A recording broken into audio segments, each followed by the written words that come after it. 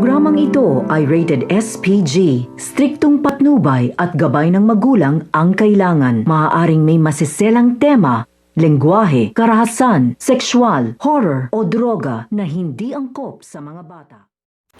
Ang pasasalamat nito nga ni Cardo Dalisay dito nga kay Lia dahil ito nga si Cardo ay nagkamali na nga ito at kinagulat nga na dito ang kanyang makikita dahil sa kanyang pagdilat ay ito nga si Lia ang makikita nga na dito na nag-aalaga nga sa kanya at nagbabantay nga sa kanya. Kaya nga ito nga si Cardo sa kanyang pagising ay kinagulat nga rin dito nito nga ni Lia dahil hindi nga na dito akalain na ito nga si Cardo ay gigising pa nga ito dahil malubha nga dito ang kalagayan nito nga ni Cardo at pinagdadasal na nga nila ng kanyang mga kasamahan na sana nga daw ay gumaling pa nga daw dito at malagpasan nga daw niya ang kanyang pinagdadaanan. Pero ito nga si Cardo sa kanyang pagising ay kinagulat nga na dito na ito nga si Lia ang kanyang nakita.